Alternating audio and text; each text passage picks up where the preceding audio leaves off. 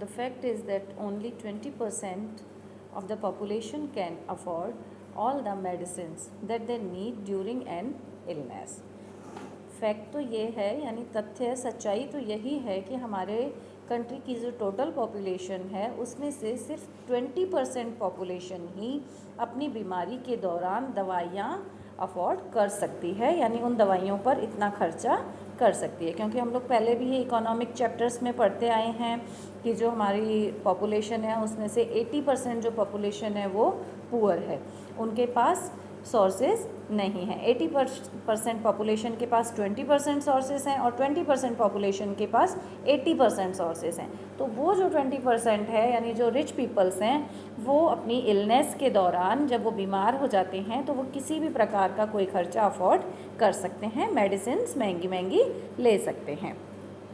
Hence even for those who are not counted among the poor, medical expenses may cause hardship many times. Even ज़रूरी नहीं है अभी जिनको हम गरीब बोलते हैं वो ही मेडिकल एक्सपेंसेस को पूरा नहीं कर पाते हैं, बल्कि जो पुअर नहीं हैं उनके लिए भी वो एक्सपेंसेस खर्चा करना मुश्किल हो जाता है। अकॉर्डिंग टू अ स्टडी, एक स्टडी के अनुसार 40% ऑफ पीपल, 40% लोग who are admitted to a hospital for some illness or injury have to borrow money or sell some of their precious possessions to pay for the expenses incurred on it. अब एक study के according, यानी ये सर्वे किए जाते हैं, उन surveys के अकॉर्डिंग 40% जो जनता है, पीपल हैं, वो अगर अपनी किसी बीमारी के कारण या किसी इंजरी के कारण हॉस्पिटल में एडमिट होते हैं तो उन्हें वहाँ का वो बिल चुकाने के लिए अपने किसी रिश्तेदार से या कोई दोस्तों से, किसी से भी मनी बोरो करनी पड़ती है, मनी उधार लेनी पड़ती है, और या फिर अपनी कोई कीमती चीज़, प्रीशियस चीज़ क्या करनी पड़ती है, बेचनी पड़ती है और या गिरवी रखनी पड़ती है। For those who are poor, every illness in the family is cause of great misery and disaster. जो गरीब लोग होते हैं उनके लिए अगर घर में कोई भी व्यक्ति बीमार हो गया तो वो क्या उत्पन्न कर देता है, किस चीज़ का कारण बन जाता है, मिजरीज का और डिस्ट्रेस का। अगर कोई बीमार हो गया तो उसके कारण पूरी फैमिली ही परेशान हो जाती है। What is worse is that this situation trend to emerge again and again. Firstly, people who are poor are undernourished. These families are not able to eat the amount of nutritious food which they should. They are not able to obtain basic necessities such as drinking water, housing, clean surrounding, etc., and therefore are increasingly prone to fall ill. The expenses of illness make their condition even verse.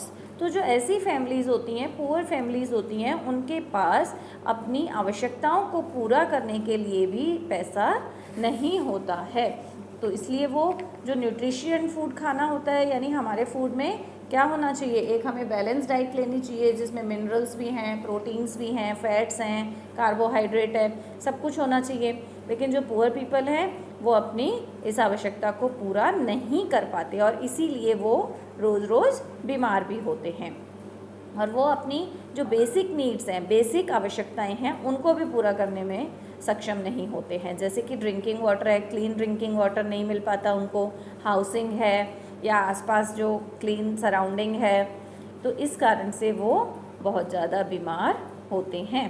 Sometime it is not only the lack of money that prevent people from getting proper medical treatment. Women, for example, are not taken to a doctor in prompt manner. Women's health concern are considered to be less important than the health of men in the family. कई बार ये भी ज़रूरी नहीं होता कि सिर्फ पैसे की वजह से ही अच्छा प्रॉपर इलाज नहीं करवाया जा रहा है, कई बार ये लोगों की थिंकिंग की भी बात होती है। इसके लिए एक एग्जांपल है कि कई ऐसी फैमिलीज़ होती हैं जहाँ पर कि वुमेन की हेल्थ को ज़्यादा इम्पोर्टेंस नहीं दी जाती है। अगर कोई वुमेन बीमार होती है तो उसको जल्दी से डॉक्टर के पास नहीं लेकर जाएंगे, बट अगर कोई मैन बीमार है, कोई आदमी बीमार हो जाता है तो उसकी हेल्थ को इम्पोर्टेंट दी जाती है, इम्पोर्टेंस देते हैं। Many tribal areas have few health centres and they do not run properly. और कुछ ऐसे ट्राइबल एरियाज़ हैं, ट्राइबल मीन्स आदिवासी क्षेत्र, जो कि दूर हैं, शहरों से काफ़ी दूर होते हैं, जहाँ पर यातायात के साधन वगैरह भी बहुत कम जाते हैं। तो वहाँ पर जो हेल्थ सेंटर्स हैं, जो हॉस्पिटल्स वगैरह बने हुए हैं, वो बहुत ही कम हैं, और जो हैं वो भी प्रॉपरली नहीं चलते हैं। Even private health services are not available. और यहाँ तक कि उन एरियाज़ में जो प्राइवेट हेल्थ सर्विसेज हैं वो भी उपलब्ध नहीं है। तो जब वहाँ पर हेल्थ सर्विसेज ही प्रोवाइड नहीं है, ना गवर्नमेंट के द्वारा प्रोवाइड करवाई जा रही हैं, और ना ही वहाँ पर प्राइवेट हेल्थ सर्विसेज हैं, तो अगर वहाँ लोग बीमार होते हैं तो क्या होता है, जल्दी से हॉस्पिटल जाते ही नहीं हैं। Next point is what can be done. The average health condition of most people in our country is not good. It is the responsibility of the government to provide adequate quality healthcare services to all its citizens, especially the poor and this disadvantaged sections of the society.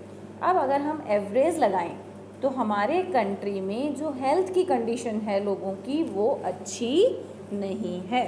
Average means कि सभी को देखें, ऐसा नहीं है बस खाली rich peoples को देखना है या पुअर पीपल्स को देखना है। एक एवरेज यानी टोटल में से कितने लोगों की हेल्थ कंडीशन अच्छी है, तो हेल्थ कंडीशन अच्छी नहीं है। और ये किसकी रिस्पॉन्सिबिलिटी बनती है हेल्थ केयर करना, ये है हमारी गवर्नमेंट की रिस्पॉन्सिबिलिटी। हमारी गवर्नमेंट को एडिक्वेट क्वालिटी का हेल्थ केयर सर्विसेज सभी सिटीजन्स को, ऑल सिटीजन्स को प्रोवाइड करवाना चाहिए। Here it should be remembered that health is equal dependent on basic amenities and social conditions of the people and on the health care services. Therefore, it is required to work on both in order to improve the overall health situation of people. And this indeed can be done. Have a look at following examples. The Kerala experiences. The Kerala experience. In 1996, the Kerala government introduced several major changes in the state. 1996 में Kerala government ने अपने state में कुछ changes lie. 40% of the entire state budget was given to the panchayat. जो भी state का एक budget होता है, यानी उनके पास पैसे का जो हिसाब किताब होता है, उसमें से उन्होंने 40% पंचायतों को दिया, ग्राम पंचायतों को। They could plan and provide for their necessities.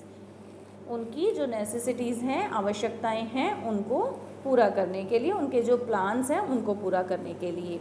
This made it possible for a village to ensure that appropriate planning was done for water, food, women empowerment and education. तो ये पैसा उनको किस लिए दिया गया, ताकि वो अपने अपने क्षेत्रों का अच्छे से बहुमुखी विकास कर पाएँ। क्या क्या विकास करना है, सभी लोगों को क्लीन वाटर, फूड प्रोवाइड करवाना है, और वुमेन्स के लिए कि महिलाएं आगे बढ़ें, शिक्षित हों। This denoted that water supply scheme were mentioned. The working of schools and Anganwadis were checked and specific problems of villages were addressed. Condition at the health centers were also improved and modernized. जो condition है किसकी, health care की, health centres की, उनको improve किया जाए और वहाँ पर नई नई तकनीकें लाई जाएं। All this helped to improve the situation significantly. However, in spite of these efforts, certain problems such as shortage of medicines, insufficient hospital beds, not enough doctors still existed and these required to be addressed. तो कौन सी चीज़ों को, कौन सी कमियों को दूर करने के बारे में बताया जा रहा है कि जहाँ पर मेडिसिन की शॉर्टेज है, दवाइयाँ कम हैं, इनसफिशिएंट बेड्स हैं हॉस्पिटल में वार्ड छोटे बने हैं, बेड कम है, अगर ज़्यादा वहाँ पर पेशेंट आ जाते हैं तो दिक्कत होती है, और इनफ डॉक्टर्स भी नहीं हैं। तो उन सारी समस्याओं को दूर करने के लिए उन्हें 40% बजट दिया गया। An important part of the constitution says it is the duty of the state to raise the level of nutrition and the standard of living and to improve public health. हमारा जो constitution है, हमारा संविधान है, उसमें ये कहा गया है कि लोगों के स्वास्थ्य का ध्यान रखना और सभी लोगों को पोषण मिले, यानी जो उनके खाने में है, भोजन में है, न्यूट्रिशंस मिलें, ये किसकी ड्यूटी है? ये हमारी सरकार की, हमारी स्टेट गवर्नमेंट की ड्यूटी होती है। Let us have a look at an example of another country and its approach to several issue of health. अब हम किसी अन्य देश का एक एग्जाम्पल लेते हैं और उसके बारे में बात करते हैं। The Costa Rican approach. Costa Rica is regarded as one of the healthiest countries in South America.